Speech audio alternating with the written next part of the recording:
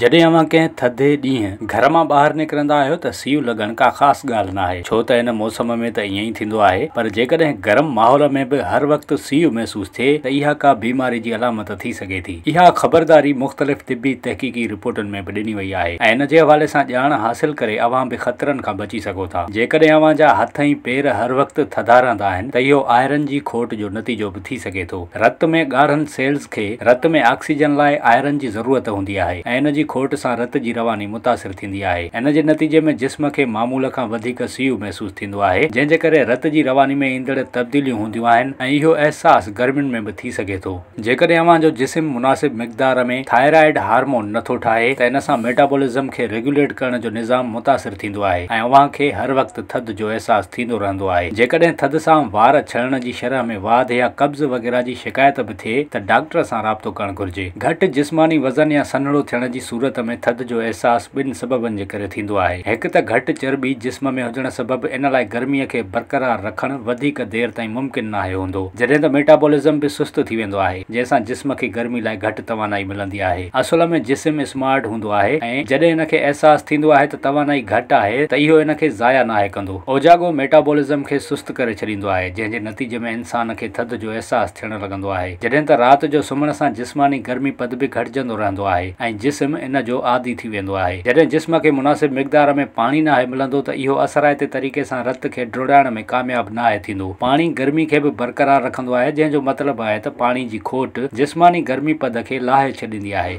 जंहिंसां थधि महसूस थियणु लॻंदी आहे। शुगर जा शिकार माण्हू पेरीफेरल न्यूरोपैथी ठाहींदा आहिनि, जेका जिस्म खे नुक़सान पहुचाईंदी आहे। शुगर जे मसइलनि जे नतीजे में मरीज़नि खे थधि, सूर या बिना कंहिं सबब जे करे गर्मी बि महसूस थींदी आहे। थी सघे थो त इहो जिस्मानी तौर ते न थिए, पर रुगो थधाण महसूस बि थींदी आहे। चर्बी माण्हुनि जे जिस्मनि खे गरम रखण में मददगार साबित थींदी आहे। घटि चर्बी वारियूं ग़िज़ाऊं अक्सर जिस्म खे थधो करण जो सबबु बणिजंदियूं आहिनि। जेकॾहिं अवां खे थधि महसूस थिए थी पर कंहिं क़िस्म जी का बीमारी नाहे त इहा कुदरती तौर ते रत जी रवानी में ख़राबी बि थी सघे थी। अहिड़ी सूरत में वर्ज़िश खे मामूल बणाइण इन अहसास मां छुटकारे लाइ सुठो आहे। मसल्स गर्मी पैदा कंदा आहिनि, जंहिंसां जिस्म गरम रहंदो आहे। पाण खे जिस्मानी तौर ते सरगर्म ऐं वर्ज़िश खे मामूल बणाइण ज़रूरी हूंदो आहे।